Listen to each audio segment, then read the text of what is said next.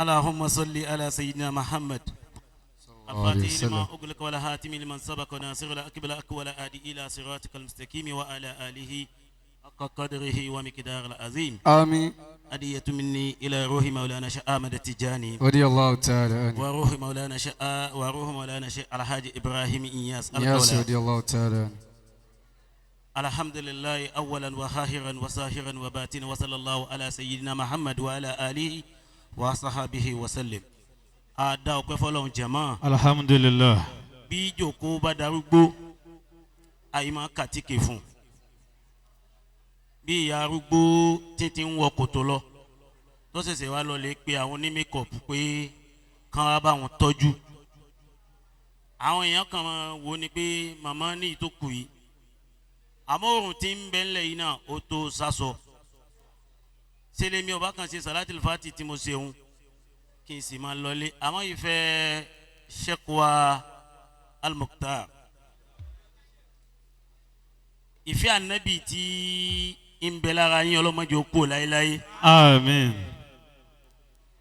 Àwa kan bẹ tẹ́ ẹ máa pa bí ọtí kò sì sí ti ń pa wá bí ọtí lára yín ogun kọ́ bẹ́ẹ̀ bá mọ̀ yẹn sàṣì dáadáa yóò rí àkótó mú àwọn ọmọ musin bẹ́ẹ̀ bá mọ̀ yẹn sàṣì dáadáa tó lè ṣe awọ́rò tí ó bá wú àwọn musin àwọn kan kí nǹkan nu wa ní ọ̀wọ́ àmọ́ ànábì lára bàbá wa Mukhtar ànábì ti yá yòrò lára àwọn èèyàn náà nù kò sáwọn tí wọ́n máa yóò ń bá ànábì ń kalẹ̀ yìí mọ́ ni nítorí bí mi bá dọ́dọ̀ bí n bá tiẹ̀ kàn rí táìtù yẹn lásán pé Muhammadu Rasulullah sallallahu alayhi wa sallam. ara mi ó sì máa jí nínú ilé àgàgà àwọn nìzọ́ọ̀mù gbogbo gbà tí Sheikwa Mukhtar máa ṣe tí mo bá ti wà mo lè wo àìmọye èèyàn kí n kọjá kó mbẹ yàtọ̀ fún bàbá wa Mukhtar gbogbo bí tí wọ́n bá ti kọ ànábì sí ẹ̀mí tèmi ò lè gbé kí n má wò bẹ̀. wàdíkìrì bínàbí làhà dàlílò. ìrántí ànábì wo làwọn wákàtí ìrántí ànábì tí wọ́n zuru lérè ní. wàdíkìrì bínàbí làhù dàlílò. ẹlòmíì ò ní gbà bẹ́ẹ̀ o àmọ́ àwa gbà bẹ́ẹ̀ àbáwá Mukhtar ọlọ́mọ fi kankan ṣàlàfíà yín. mina suhufin likirami wa fil hadisi. mina suhufin likirami wa fil hadisi. ìyí tí wọ́n ní awí tí wọ́n ní kó ní kálukú máa wí náà nìyẹn o pé kíní ń jẹ́ tasawufu a máa rí. wàdíkìrì. inú alukurani lẹ ti máa rí hadith. wàdíkìrì bínàbí lahu dalilun. gbogbo ní sufi tábà ti wu ara rẹ̀ tábà bá ń tọ́ yàtọ̀ sí alukurani kì í sara wa. gbogbo ní sufi tábà ti wu ara rẹ̀ táàrí inú àwọn àsọ́ọ́lẹ̀ ànábì lára rẹ̀ kì í sara àwọn ọmọ sufi o àwọn onísufi sufi nìyẹn. wàdíkìrì bínàbí lahu dalilun. lórí ayé ti rí bó ṣe rí lé níyì bí wọn bá pàdé àwọn ṣéwù mi àwọn mùrídìí wọn ti lọlé dá ọwọ́ tí wọ́n fún wọn padà pé bàbá ẹ gba ọwọ́ yín padà. mo ṣe bá àwọn èèyàn yóò ń bọ ànábì ni o. wàdíkìrì bínàbí lahu dalilun. ṣé Mukhtar mo bá yín dúró. mina suhufil kirami wa fil hadisi. faya rabbahu salli ala Muhammad. faya rabbahu salli alayhi dauma. tawassalina binurika ya Muhammad. tawassalina binurika ya Muhammad. asikirin dalilu mina sufi wal Qur'an. mina suhufil kirami wa fil hadisi. alukurani tó bí kọjá ń tẹ̀yàn kọ́ kan jókòó sérí social media tó sọ pé òun fẹ́ yanjú ẹ̀ láàrin ìṣẹ́jú márùn. àwọn ọ̀rọ̀ tá ànábì sọ kalẹ̀ wọ́n pọ̀ kọjá kéèyàn kan lọ́ọ́ máa pe ànábì wa ní ànábì mọ̀mọ́. ànábì mọ̀mọ́. Muhammad kọjá sàlàsálà anabi kọjá irùngbọ̀n fa. tawassalina binurika ya Muhammad. ṣé wàá Al-Mukhtar. tawassalina binurika ya Muhammad. ọ̀rọ̀ yín ògo yín kọjá ògo ìdílé yín báyìí o. ó kọjá ògo ìlú yín o.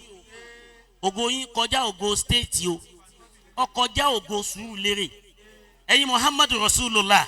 Allahu alayhi wa sallam. mo bá yín dúpẹ́ o. ògo ayé àtàlùkìyámọ̀ lẹ jòkó tì yìí. ojú wa jinlẹ̀ jura wa lọ. nítorí gbogbo àwọn tó wọn criticize ẹ dákun kí ni wọ́n fẹ́ criticize lára Sheikh Al-Mukhtar. ẹ rí i pé àwọn agan ò dọ́nà bẹ̀ fa wọn lè dọ́nà bẹ̀ nítorí pé kò sí irú ògógóró tó lógógóró lè mu tọ́ba ilé wọnú transformer tó sì fọwọ́ kan ọlọ́nu o mọ́tara rẹ o wàsíkiri. wadhikri binabiyyi lahu dalilun. Al-Mukhtar ti wà yìí ooo ẹ yòǹbó ànábì nítorí pé mo ń jò ní ni mo wí bẹ́ẹ̀ mo ní bí wọ́n ti ya wèrè tó mo wá ya wèrè ànábì sí wọn lọ́rùn jù bẹ́ẹ̀ lọ tí wọ́n bá sọ pé nìkan kó ya wèrè ẹ lè mọ́ kíra yín mọ́ láéláé àmọ́ bóyá níjẹta ni mo ń sọ̀rọ̀ yẹn níbì kan àwọn baba ńlá wa wọ́n ya wèrè ànábì ni baba mi ṣe Abdulrahimi Abdulkadir Tefutu la fakar wàláì tí wọ́n bá sùn lójú oorun ẹnu wọn yìí sùn èmi máa wò pé irú bàbá wo ni bàbá tèmi ẹnu wọn yìí sùn tẹ́ bá gbé tí sí wọn lẹ́nu báyìí lẹ́ bá gbẹ́nu sí wọn létí báyìí sàrátìl pàtì ni wọ́n ṣe fún ànábì. yẹ́nyẹ́ ò sì lè tán o ó lè tán lọ́dọ̀ tí àmọ́ kò lè tán nù Islam nù àwọn yẹ́nyẹ́ tí ò tán nìyí. wadhikri binabiyyi lahu dalilun. àwọn tó lè rí mìsáàlì rẹ lọ́dọ̀ wọn ni ẹwà àwọn tó ń bẹ lọ́dọ̀ wọn yìí èwo lójú rẹ ń wò hàn wọn bíi tàwọn tọ̀dọ̀ yín. ìwà àwọn olójọ tàwọn tọ̀dọ̀ yín nù àwọn eléyìí tí ó wàá wo ànábì Muhammad sùsùjọ́ ni ànábì Muhammad ní tí ò ṣe é yòǹbó Muhammad ò sínú ànábì tiwa sallallahu alayhi wa sallam. mina suhufil kirami wa fil hadisi. èkó yìí la ti ń jẹun èdè èkó sì dùn púpọ̀ àmọ́ ò lè fẹ́ èdè èkó ṣe wá sí káwọn èèyàn gbádùn rẹ̀. èkó dá o ẹ̀yin lẹ́kọ̀ọ́ ọlọ́run ò ní bẹ̀ kó jẹ́ láéláé àmọ́ bẹ́ẹ̀ kò ti dáa tó kò sí nínú nìzọ́mù wa pé ó wá fẹ́ sọ̀rọ̀ nípa ọlọ́run ó fẹ́ fi alukurani sọ̀rọ̀ ó wá ń sọ pé àná mọ̀ ọ́ mọ̀ níwọ̀ tí irùngbọ̀n rẹ ń dẹ́rù ba àwọn ọmọ nínú BRT ẹlòmíì ò mọ̀ o tó bá jókòó sínú BRT ọmọ àkókò tán gbé dání yóò sì mọ̀ sunkún lọ́wọ́ ìyá rẹ̀ ojú rẹ̀ ní dẹ́rù bá ẹ wo irùngbọ̀n tí ìsódì kókó ni. mina suhufil kirami wa fil hadisi. faya rabbahu salli alayhi dauma. ìbá máa wí nǹkan kan àmọ́ ṣé Al-Mukhtar tí mo bá rí ẹ máa pa mí bí ọtí ni. tawassalina binurika ya Muhammad. tawassalina binurika ya Muhammad. tí mo bá ń wo Muhammadu Rasulullah nínú ilé irun orí mi ó máa dìde ẹran ara mi ó máa dìde omi ara mi ó máa wọ́ọ̀mù ẹ̀jẹ̀ ara mi ó máa rotate. ó yòǹbó ànábì mi bá lọ́dọ̀ ẹ lọ́dọ̀ tiẹ̀ náà. ta ló wá fà á bàbá tọ́lọ́run gbé kalẹ̀ ní ìmọ́lẹ̀ ńlá ni yín o ọlọ́run dákun má pa yín fún wa.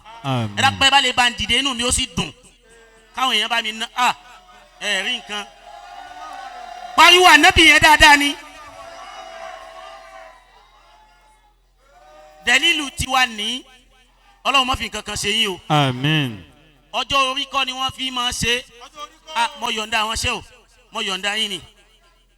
ọjọ́ orí kọ́ ni wọ́n fi ṣe ẹ̀rí wọ́n ń pe ẹlòmíì nínú ilé wọn àwọn ará ilé wọn sì ń hó kọ fún bí wọ́n ń hó ẹ̀kọ́ fún ẹ̀kọ́ kólòbó òògbé lọ́rin ni bí ti ń wí bẹ́ẹ̀ làwọn kan sì ń sọ pé ọ̀gá tiwọn ṣé wọ́n lè fi wọ́n náà wọ́n lè pè wọ́n náà lọ́gàá tiwọn wọ́n mọ ohun tí ṣéwù ti ṣe o ó ti sọ báwọn ṣéwù wẹ́wẹ́wẹ́ àwọn ṣéwù alágbàkó mo ní ẹ máa lọ múra àwọn mùrídì yín ti ń palẹ̀ mọ́ àwọn náà ti ṣe mítìnì lọ́wọ́ láàrin ara wọn pé tọ̀ ibi bàbá bá wa dé yìí ẹ dá ọwọ́ wọn padà fún wọn dọ́wọ́ yín padà fún yín àwọn ọwọ́ bú tẹ fáwọn ọmọ ọlọ́mọ àmọ́ rú ẹ̀yìn yìí ọlọ́mọ ṣàjárí yín pẹ́ lọ́dún tí ń bọ̀ mọ́jà ṣekúlù aláwọ̀ ránṣẹ́ sí yín o tí ń bá ń dùn ìmọ̀ ba ìmí lẹ́rù fún àwọn báyìí àmọ́ báwọn ẹni ọlọ́run ti rí náà nu lérí ìpáyà wọn lọ́lọ́run fi máa sọ fún wọn pé la khawfun alayhim wala hum ọlọ́mọṣà fi wá lọ́kàn balẹ̀ lérí yín ìfọkànbalẹ̀ yẹn tá à ń rí yìí ọlọ́mọṣà jẹ́ ó pẹ́. Ya bibi li Mustafa. tó bá ti ṣàmì fún wọn yóò rí bẹ́ẹ̀ fún wọn náà àti gbogbo ìdílé rẹ̀. Baligi maqasidana. ìka àtàyà ẹni ọba nà sí ṣé wọn Al-Mukhtar. Waghfir lana ma madaya wasi alikami. bóyá bá mi dà ó kà wọn. Ya Rabbi bi Ibrahim ni ya se baba. ọlọ́mọdé kákó. Mano la yudomo wa nukisani. àwọn kan tán bá blow báyìí wọ́n lọ́nu ẹ̀yìn tí wàá blow kárí gbogbo ayé ọlọ́mọṣà jẹ́ ọmọ jòló. Wa bi salami rasulan fi tariqatina. bàbá wa arúgbó ní pàkátà ní jẹ́bẹ̀ ọlọ́run wọlé àlùbáríkà àwọn ọmọ jẹ́ tán. Ó ní wìrìdì fi pàkátà bìlìkọ́ wá nínà.